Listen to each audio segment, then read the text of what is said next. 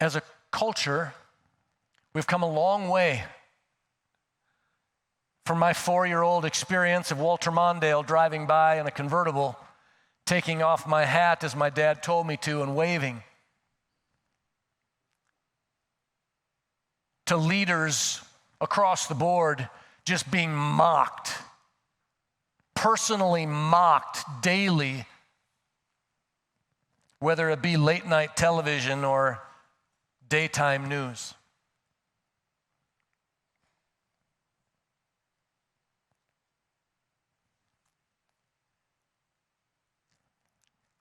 May we watch our speech.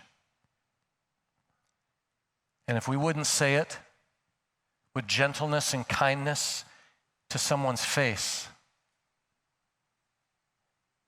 then how dare we type it onto a screen?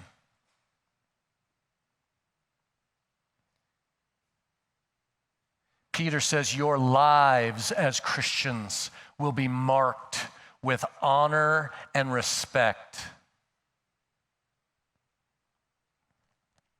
May that be in our speech. Prayer, encouraging speech, submission. The third subpoint I'm going to sneak in, submission. We saw it in the passage we just read. We're going to see it in the passage we're about to read. Submission. And let me remind you, submission with someone you agree with is not submission. In other words, like if I'm a kid and my dad says, come with me, I'm going to buy you an ice cream cone.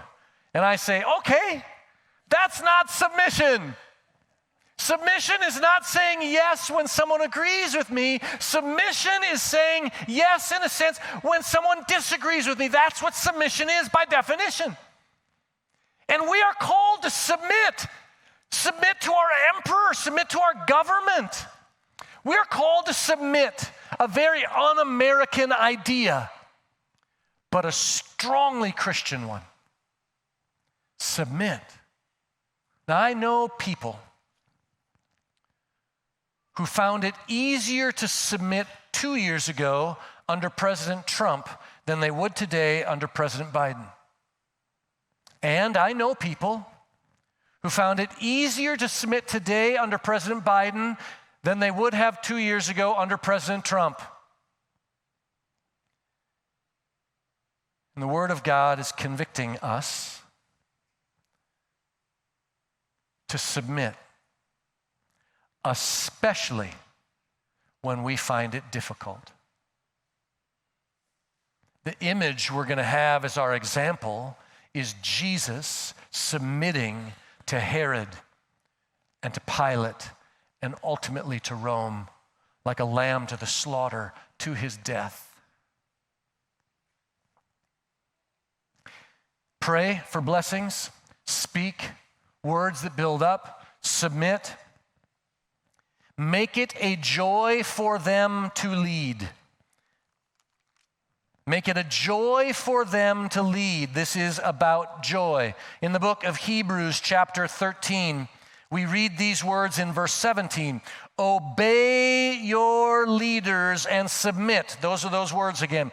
Obey your leaders and submit to them, for they are keeping watch over your souls as those who will have to give an account. Let them do this with joy and not with groaning, for that would be of no advantage to you. We are supposed to have honor and respect in us that leaks out, that makes it a joy to lead. Have you ever seen pictures of our presidents before their terms and after? Oh, they don't look good when they leave office. They look weary and tired and beat down. And I can't imagine their pressure. I feel the weight of leading at New Life. This is small beans compared to President of the United States. We ought to have attitudes in us that make it a joy to lead, that make it a pleasure to lead, because we have such honor and such respect, even on those issues we totally disagree with.